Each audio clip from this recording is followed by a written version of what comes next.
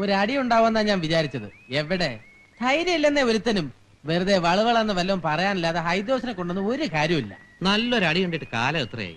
2 കൊല്ലം മുമ്പ് കീരിക്കാട് ജോസേട്ടനും മിന്നൽ രാമകൃഷ്ണനും തമ്മിൽ ഒരു അടി കടന്ന് കണ്ടതാ. മിന്നൽ രാമും ചട്ടമ്പിയാണോ? മുമ്പുണ്ടായിരുന്ന എസ്ഐയാ, നല്ല ബോഡിയാ. ഇവിടുത്തെ ചട്ടമ്പിൾ ഒതുക്കാൻ വേണ്ടിട്ട് ഇങ്ങോട്ട് ട്രാൻസ്ഫർ ചെയ്തതാ. സിനിമയിൽ കാണുന്ന പോലെ ആയിരുന്നു അടി. മെയിൻ റോഡിൽ നിന്ന് തുടങ്ങിയിട്ട് പോസ്റ്റ് ഓഫീസിന്റെ മുമ്പ് വരെ ഡുഷൻ നിന്ന് പെരുക്കായിരുന്നു. മിന്നൽ രാമു സാറ് തവിടി പൊടിയായി പോയി. പിന്നെ ഇവിടെ നേരെ കോട്ടയ്ക്കിൽ ഒഴിച്ചിലിന് പോയിട്ട് ഇങ്ങോട്ട് വന്നില്ല, ട്രാൻസ്ഫർ വാങ്ങിപ്പോയി. അത്ര ഭയങ്കരനാണ് ഈ ജോസ്? ആണോന്ന് ഒരു ദിവസം നിന്നെ കാണിച്ചു തരാം. കയ്യും കാലും ഒക്കെ ഇരുമ്പാ. അത് പിന്നെ എന്താ തീറ്റ? രാവിലെ അറക്കണ ആടിന്റെ ചോര ചൂടോടെ കുടിച്ചിട്ട് വീട് വരെ ഓടും. 3 കിലോമീറ്റർ ഉണ്ട്. പിന്നെ വഴി കാണുന്ന കരിങ്കുരങ്ങ്, മുള്ളം പന്നി, തേവാങ്ക്, ഇതൊക്കെ അല്ലേ തീറ്റ. കറുത്ത പൂച്ച കിട്ടിയ വിടത്തില്ല. ഇങ്ങനെയൊക്കെ ആണെങ്കിലും അച്ഛനുമായിട്ട് നല്ല അടുപ്പാ. അച്ഛന്റെ ട്രാൻസ്ഫറിന്റെ കാര്യങ്ങള് തിരുവനന്തപുരത്ത് പോയി ശരിയാക്കിയത് പുള്ളിയാ. രാഷ്ട്രീയക്കാരൊക്കെ ആയിട്ട് നല്ല ബന്ധാ. ആരെങ്കിലും ഒക്കെ തല്ലാനും കൊല്ലാനും പുള്ളിയും ഗ്യാങ്ങിനെ അയക്കുക. കേട്ടിട്ട് ആകപ്പാടെ ഒരു ഞങ്ങൾക്കൊക്കെ ശീലായി. ഇടഞ്ഞാലേ ഉള്ളു കേട്ടോ കുഴപ്പം. കുഴപ്പമെന്ന് വെച്ചാ കഥ കഴിഞ്ഞു കരുതിയാൽ മതി. അവന്റെ ബോംബെയിൽ വെച്ച് മറ്റേ ജേക്കബില്ലേ, അയാൾ ജോസേട്ടന്റെ പിറകെന്ന് വെട്ടിയിട്ടാ നാട് വിട്ടത്. പിന്നെ അറിയണത് അവൻ മരിച്ചു എന്നാ. എനിക്ക് തോന്നുന്നത് ജോസേട്ടൻ തന്നെ ഇതും ചെയ്തതെന്നാ. ശരിയാ. അത് മാത്രമല്ല, വേറൊരു ദിവസം മതി. കേട്ടിട്ട് എന്റെ തല ചെകിടിക്കുന്നു.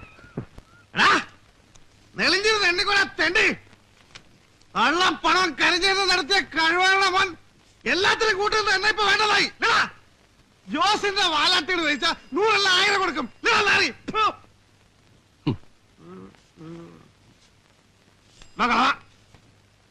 തന്റെ വായി പണം തിരിയിട്ടുണ്ടോളാം. ഒരു 100 രൂപ വെച്ചാൽ താൻ തരില്ലേ? ഈ ഹൈദ്രോസിന് അറിയാല. തന്റെ കൈ ഞാൻ വെട്ടിയില്ലെങ്കിൽ ഈ ഹൈദ്രോസ് ഉസ്മാന്റെ മോനല്ല. പൂജപ്പുറ സെൻട്രൽ ജയിലെ ഓക്രികൾക്കുള്ളതാ. കണക്ക് തെറ്റിച്ചിലോട്ട ഹൈദ്രോസേ. നീ നിന്റെ പാട്ടിന് പോ. ഇതൊരു മാരണമായല്ലോ. കത്തി വേണമെങ്കിൽ ഞാൻ റോഡിൽ അറിയും. ആ കുഞ്ഞവിടെ നില്ലെന്ന്. ഇതൊക്കെ അവന്റെ ജാടയല്ലയോ. ഉർമീസേ, ആ ജോസിന്റെ ആളുകൾ വല്ലവരും ഉണ്ടെങ്കിൽ ഒന്ന് വരാൻ പറയണം. കീരിക്കാരൻ ജോസിന്റെ പേര് പറഞ്ഞ് പേടിപ്പിക്ക. അല്ലെങ്കിൽ മനസ്സിലിരിക്കട്ടെ, ഒരു ദിവസം ജോസിന്റെ പണ്ടാം കുത്തി ചോർത്തിയില്ലെങ്കിൽ ഈ ഹൈദ്രോസ് അങ്ങാടി ജീവിക്കില്ല. എടാ, നാക്കിന് നരമ്പില്ലെന്ന് വെച്ച് വായത്തൊന്ന് പറഞ്ഞ് തല്ലുകൊണ്ട് ചാകണ്ട. കുഞ്ഞിനെന്താ വേണ്ടേ? അരച്ചാക്കരി. അരച്ചാക്ക അരിയാണെന്ന് കൊടുത്തേക്ക്. നീ ആവാ പുതിയ താമസക്കാരനാ. ഹെഡ് കോൺസ്റ്റബിൾ അച്യുതൻ നായരുടെ മോന. സേതു എന്നാ പേര്. ഓ, പോലീസുകാരനാ. ഒരു 10 രൂപ കൊടുക്കല്ലേ. താന് ചുമ്മാ മാറി. ഇനി കാണണം. താൻ ചെവി വിളിക്കോ. തന്നെ ഈ റോട്ടിലിട്ട് പന്ത് തട്ടിയില്ലെങ്കിൽ താൻ വഹിക്കാം.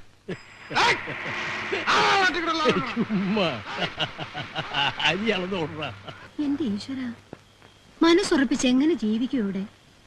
പോലീസുകാരിതൊന്നും കാണുന്നില്ലേ? പോലീസുകാർക്കൊക്കെ കൈ നിറച്ച് കിട്ടുന്നുണ്ട്. അല്ലെങ്കിൽ പറയട്ടെ, കിട്ടുന്നില്ല എന്ന് പറയുന്നില്ല. പക്ഷെ അതിലും വലിയ കാര്യം അതല്ല. നമ്മളെ കാര്യം വിട്. നമുക്ക് കുടുംബമായിട്ട് ഇവിടെ കഴിഞ്ഞുകൂടി പോണ്ടേ? എന്റെ അമ്മേ, ദേ ഇത്രയും വരുന്ന ഒരു കത്തി കയ്യിൽ വെച്ചാ കളി. അത് വെച്ചൊരു താങ്ങിയ കാര്യം കഴിഞ്ഞില്ലേ? പോലീസ് ആയാലും പട്ടാളമായാലും കത്തി കയറിയ ചാവും. ഇതൊക്കെ കാണുമ്പോ വേറെ വല്ല ജോലിക്കും പോണതാ നല്ലതെന്ന് തോന്നുന്നു. നമ്മളൊക്കെ ആണുങ്ങളല്ലേ സേതു?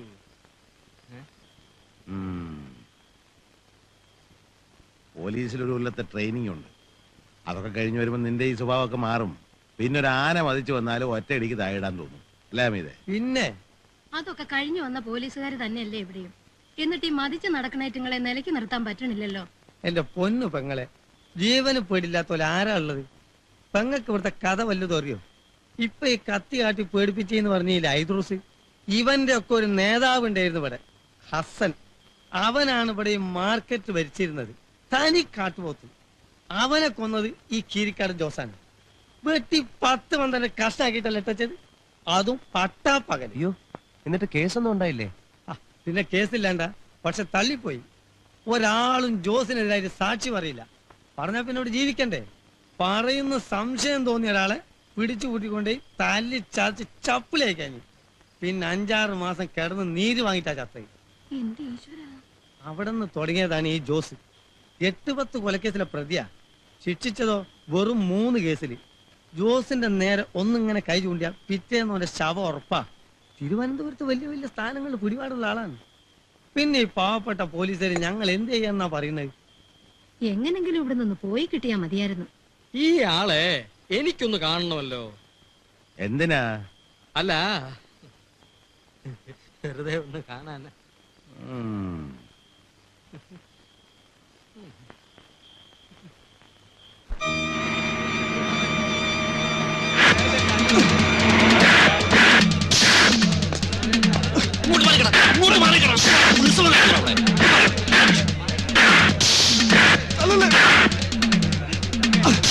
നീ പണ്ടം ചേർത്ത് മലയാളം പഴംപിരിക്കും അല്ലേ? ഞാനെന്തായി പറഞ്ഞു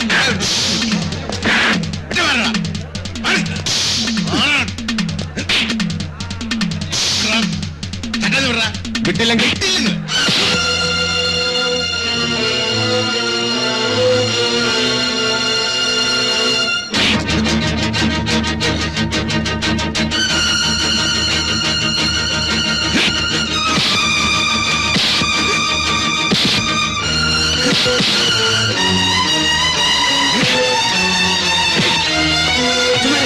അച്ഛനെ പോയി തിരിച്ചോണ്ട് പോണ വഴി.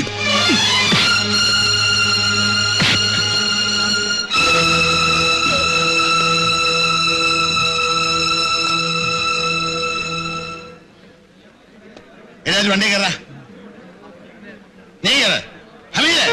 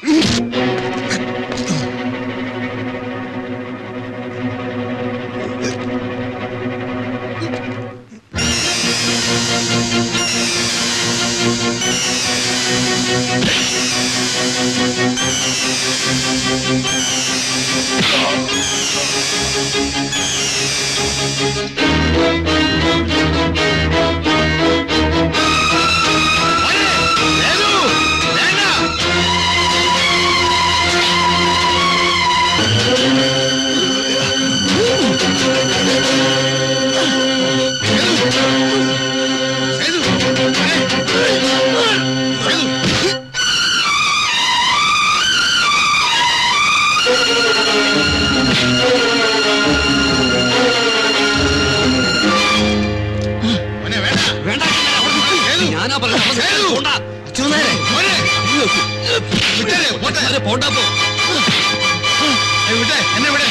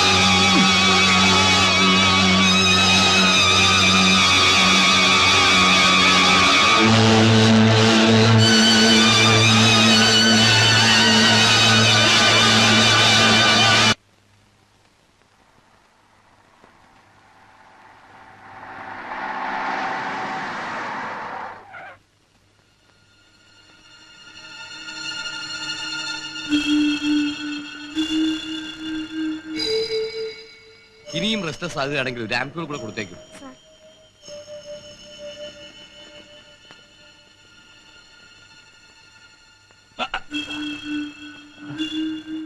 ഇതുവരെ യൂറിൻ പോയില്ലല്ലോ?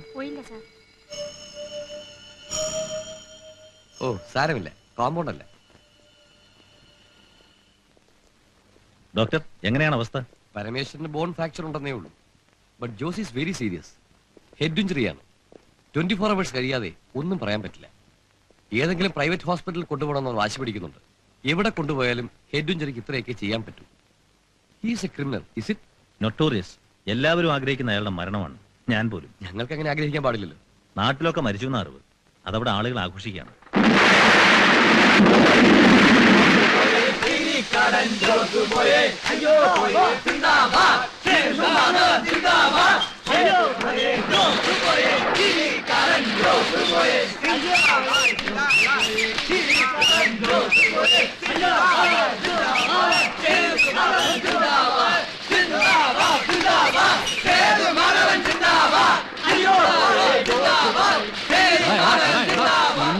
അച്ഛനെന്ന് ഭ്രാന്തായി കാണുന്നേ. അത് തന്നെ ഞാനും പറഞ്ഞേ.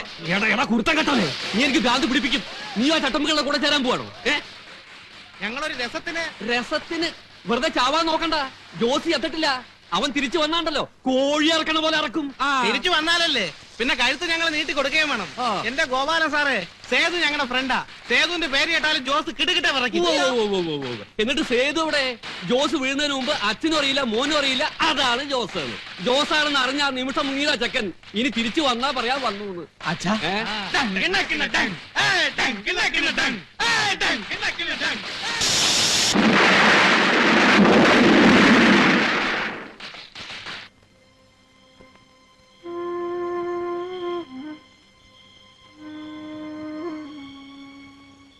രമണൻ അന്വേഷിച്ച് വീട്ടിൽ വന്നപ്പോ ഞാൻ ഉണ്ടായിരുന്നില്ല. ദേവി കിടന്ന് കരച്ചിലോട് കരച്ചില്. ഇനിയിപ്പൊ എന്റെ വീട്ടിൽ പോയിട്ടുണ്ടാവോ? അവിടെ ആവുമ്പോ പെട്ടെന്നാരും അന്വേഷിച്ചെത്തില്ലല്ലോ. ഏയ്, അങ്ങോട്ടൊന്നും അവൻ പോവില്ല. നമുക്ക് ഒരു നല്ല വക്കീലിനെ കണ്ടെന്ന് ആലോചിച്ചാലോ? ഇനിയിപ്പോ ആരെ കണ്ടിട്ട് എന്താ പ്രയോജനം? എല്ലാം പോയില്ലേ. ഛേ, നീ അമ്മൂനേക്കാൾ കഷ്ടായാലും എങ്ങനെയാ അച്ചു? നീയല്ലേ ആ പിള്ളേർക്കും അമ്മൂനും ഒക്കെ ധൈര്യം കൊടുക്കേണ്ടത്? ഞാൻ എന്ത് പറഞ്ഞ് സമാധാനിപ്പിക്കുന്നു പറ. അയാളെ മരിച്ചുപോയാൽ എന്റെ മോൻ കൊലക്കേസ് പ്രതിയാ. യൂണിഫോം ഇട്ട് കാണാൻ കൊതിച്ച. ഇക്കാലത്ത് കൈ കാശുണ്ടേ കൊലക്കേസൊക്കെ വെറും പെറ്റി കേസാ. ഈ ജോസ് തന്നെ 8-9 പേരെ കൊന്നിട്ടുള്ളവനല്ലേ. ശിക്ഷിച്ച എത്രയാ? അത്രേ ഉള്ളൂ. പോലീസ് ജീപ്പാ.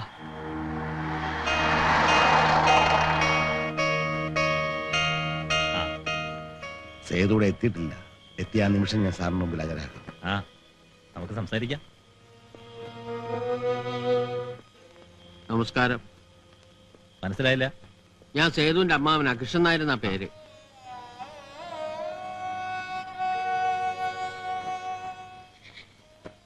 എന്റെ മോൻ പാവമാണ് സാറ്. ഒരെറുമ്പിനെ പോലും അവൻ ഉപദ്രവിക്കില്ല. അവനെ രക്ഷിക്കണം. അമ്മോ, നീ അതോ നമ്മുടെ മോനാണെങ്കിൽ അവൻ കുറ്റം ചെയ്തവനാ സാർ. അവൾ അറിവില്ലാതെ. മകനെ രക്ഷിക്കണമെന്നൊരു അമ്മ ആവശ്യപ്പെടുന്നത് അറിവില്ലായ്മയാണോ ചോദിച്ചാൽ? ഞാനൊരു പോലീസുകാരനായി പോയില്ലേ സാറേ? എന്ന് വെച്ച് നമ്മൾ അത് മാത്രമല്ലല്ലോ. അമ്മയുടെ മകനൊരു അബദ്ധം പറ്റിയാണെന്ന് എനിക്കറിയാം. എന്നാൽ കഴിയുന്ന എല്ലാ സഹായവും ഞാൻ ചെയ്യാം. പോരെ, സമാധാനമായിട്ട് പോയിക്കോളൂ. ഞങ്ങൾ സംസാരിക്കട്ടെ. ചെന്നാൽ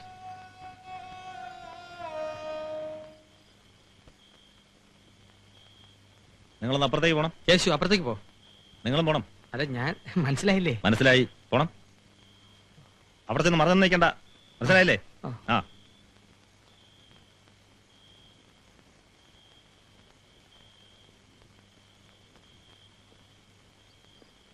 അച്യുതനായരെ,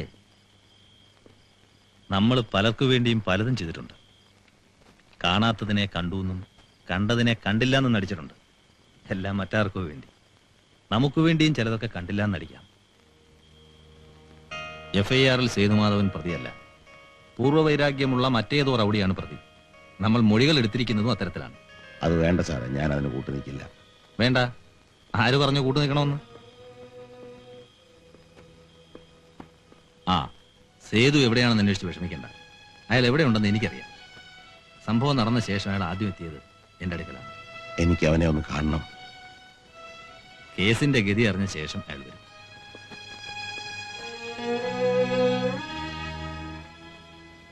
ജോസിന്റെ മൊഴിയാണ് പ്രശ്നം. മരണമൊഴി തരാൻ ജോസിന് കഴിഞ്ഞില്ലെങ്കിൽ ഭാഗ്യം പോലിരിക്കും. ഓട്ടെ.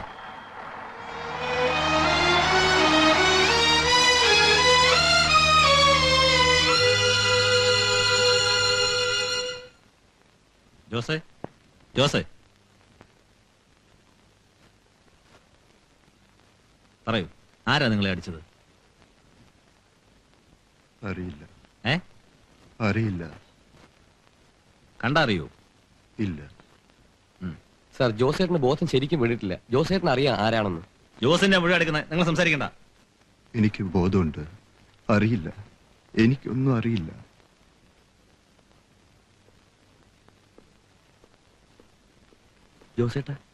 ജോസേട്ടൻ എന്താ ഈ പറയുന്നത്?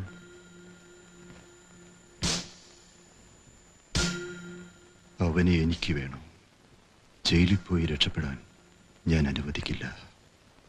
എന്തൊക്കെ പറഞ്ഞാലും ജോസേട്ടൻ ഉണ്ടായിരുന്നപ്പോ ഒരു രസമൊക്കെ ഉണ്ടായിരുന്നു. ഇപ്പൊ ചന്ത ഉറങ്ങിയ പോലായി. ഒന്നിനും ഒരു ചൂടില്ല. ആരായി സേതു? അറിയില്ലേ, നമ്മുടെ പുതിയൊരു പോലീസുകാർ അച്ഛനാരില്ലേ, അങ്ങേരുടെ മോനാ. കക്ഷി വരണ വഴിയാണെന്ന് തോന്നുന്നു. ആ, ഞങ്ങളൊക്കെ സേതുവേട്ടന്റെ ആളുകളാ. ഇവിടെ സ്വർണ്ണമല്ല, അരിയാ കച്ചവടം. ഒന്ന് കളിയാക്കാതെ വേനോനെ. ആയിക്കോട്ടെ ആയിക്കോട്ടെ. ആശാനേ, ഒന്ന് കേറിയിട്ട് പോ. നമ്മളെയൊക്കെ ഇങ്ങനെ മൈൻഡ് ചെയ്യാൻ പോരുത് കേട്ടോ. ഉർമീസേ, ഒരു കസേരങ്ങ് എടുത്തോ. വേണ്ട. അല്ല, ഒരു കൂടുതൽ കടിച്ചിട്ട് പോവാ. ഉർമീസേ, ഒരു നല്ല നാരങ്ങയോടെ കൂളായിട്ട് എടുക്കാൻ പറ. ഉപ്പോ മധുരമോ? എനിക്ക് വേണ്ടെന്ന് പറഞ്ഞില്ലേ? വേണ്ടെങ്കിൽ വേണ്ട. പിന്നെ കേസിന് കാശോ മറ്റോ ആവശ്യമുണ്ടെങ്കിൽ ചോദിക്കാൻ പിടിക്കണ്ട. ആരെങ്കിലും ഒരാളെ പറഞ്ഞയച്ചാൽ മതി. ജോസിനെ കൊണ്ട് പൊറുകി പൊട്ടി ഇരുന്നപ്പോഴാ നിങ്ങള്. എത്ര നേരം ഞാൻ കാത്തിരിക്കണം അറിയാമോ? ഇനി ഇവിടെ ഒരുത്തരും ഇറങ്ങില്ല. ഒക്കെ വരാന്ന് പറഞ്ഞിരിക്കാണ്. നടക്ക്, നടന്നു, മുമ്പിൽ നടന്നു. ചുണ്ടി ഇച്ചിരി കൂടുതലെന്നാ തോന്നണം. ഈറ്റപ്പുലിയുടെ നോട്ടമാണ്.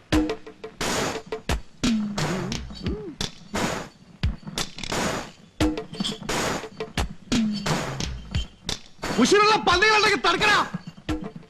ഈരിക്കാരൻ ജോസിന് എച്ചപ്പെട്ടികൾ ആരുമില്ലേ? ഈരിക്കാരൻ ജോസ് ഞങ്ങൾക്ക് ഇതാണ്. ഞാൻ ഒറ്റയ്ക്ക് പോയിക്കോളാം, എന്റെ കൂടെ വരരുത്. സൂക്ഷിക്കണേ, തരം കിട്ടാൻ കാത്തിരിക്കുക. ആ, കൊല്ലുന്നേ കൊന്നോട്ടെ. ശങ്കൂറ്റം ചോണക്കുട്ടി തന്നെ. അമ്മ വന്ന് എന്തെങ്കിലും കഴിക്കമ്മേ. എനിക്ക് വിശപ്പില്ല. എന്റെ മോൻ ഇപ്പൊ ഏത് നരകത്തിലാണാവോ? ആ സാറിന് അറിയാവുന്നിടത്തല്ലേ. അവൻ ഒരു വിഷമവും ഉണ്ടാവില്ല. ഇങ്ങനെ പട്ടിണി കിടന്നാ എന്തെങ്കിലും അസുഖം വരില്ലേ അമ്മേ? എന്റെ മോനെ ഒന്ന് കണ്ടിട്ട് മരിച്ചാ മതി എനിക്ക്. അവൻ വരും. അവന്റെ പേര് കേസൊന്നും ഇല്ലെന്നല്ലേ സാറ് പറഞ്ഞത്? അമ്മേ, സേതുവേട്ടൻ വന്നു. സേതു മോനെ, നിനക്ക് എങ്ങനെ ഇത് തോന്നി? വാക്കുകൊണ്ട് പോലും ഒരാളെ വേദനിപ്പിക്കുന്നവനല്ലല്ലോ നീ. നമ്മുടെ അച്ഛനെ നടു റോഡിലിട്ട് പട്ടിയെ പോലെ തല്ലിക്കൊല്ലുന്നത് ഞാൻ നോക്കിയിരിക്കണോ? അച്ഛന്റെ ശവം കൊണ്ട് ഇവിടെ വന്ന് കയറിയ അമ്മ എന്നോട് ചോദിക്കില്ലേ? ഏട്ടത്തി, ഏട്ടത്തി അത് പൊറുക്കൂ. നോക്കിയെന്നില്ലെന്ന് ചോദിക്കില്ലേ? ഇല്ലേ മോളെ? എന്ത് സംഭവിച്ചാലും നിയമം കയ്യിലെടുക്കാൻ നീ ആരാ? ഞാൻ എന്റെ ജോലിയാ ചെയ്തത്, എന്റെ ഡ്യൂട്ടി. അതിനിടെ ചിലപ്പോ ചത്തുപോയെന്ന് വരും. ഞാൻ ചെയ്തൊരു മകന്റെ കടമയാ. അതിനെന്ത് ശിക്ഷ വേണം ഞാൻ സ്വീകരിക്കാം. നീ നിന്റെ ഭാവിയെ കുറിച്ച് ഓർത്തില്ലല്ലോ മോനെ. ഓർത്തു, എല്ലാം ഓർത്തു. പക്ഷെ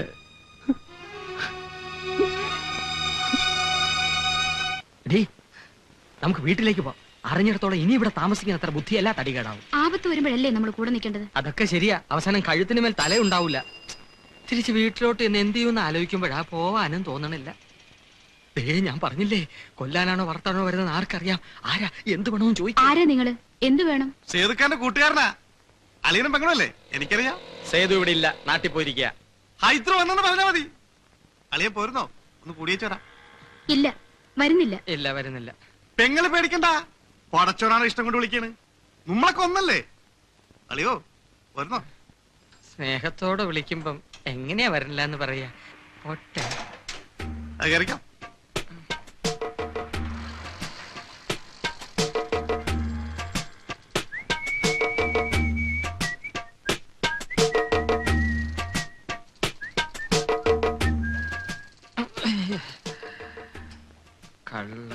തുള്ളി കഴിക്കണോ? കാശാ? സേതുവേട്ടന്റെ അളിയനും കൂട്ടുകാരനും ഒന്ന് മിനിങ്ങണമെങ്കിൽ കാശാ. എന്നിട്ട് ഇവന്മാർ എത്താനോടെ കള്ളു വയ്ക്കും. വാലിയാ സൈക്കിൾ സൈക്കിളാ വല്ലതും പറ്റിയോ? ഇല്ല.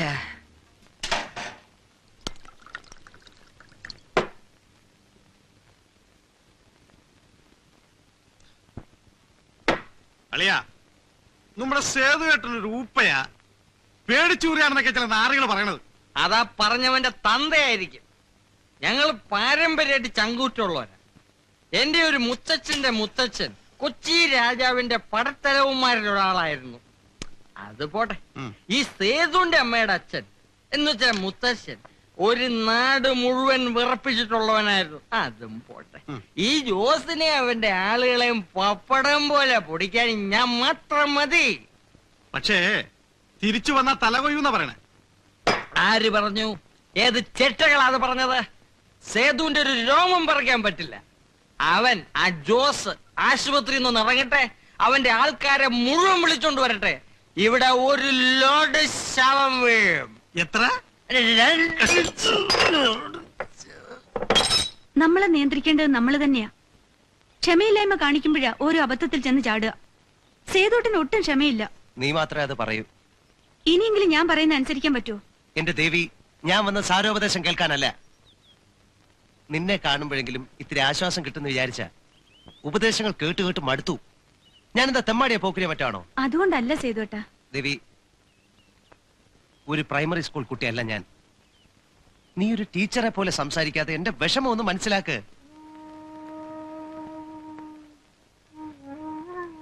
ഒരു വലിയ ചട്ടമ്പിയെ അടിച്ചു വീഴ്ത്തിയ അഹങ്കാരമല്ല എന്റെ മനസ്സിൽ. അതിനുള്ള ധീരത എനിക്കില്ല. സംഭവിച്ചുപോയി. അതിലുള്ള വേദനയുള്ളൂ. പിന്നെ കുറച്ച് ഭയവും. ഈ ജോസോ പരമേശ്വരനോ ശരിക്കൊന്ന് കൈവീശി അടിച്ചാൽ ഞാനില്ല. ഒരു ദിവസം അവര് വരും. വരുന്നത് എന്റെ ജീവന് വേണ്ടിയാ. സേതുവേട്ടൻ ഇനി ആ നശിച്ച നാട്ടിലേക്ക് പോകണ്ട. പോകാതിരുന്നിട്ട് കാര്യമില്ല. വിധി എന്താണെങ്കിലും നടക്കും. അതെവിടെയായാലും എവിടെയായാലും.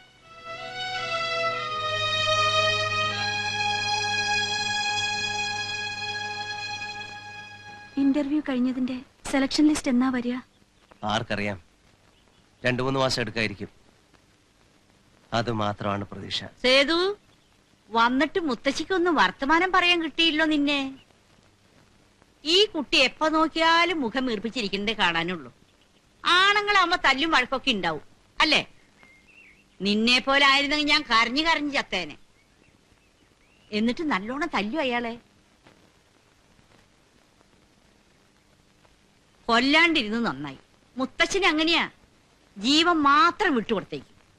ദൈവം കൊടുത്ത ജീവൻ നമുക്കെടുക്കാൻ അവകാശമില്ല എന്നാ മൂപ്പര് പറയാ. മുത്തശ്ശിക്കൊന്നും മിണ്ടാതിരിക്കോ?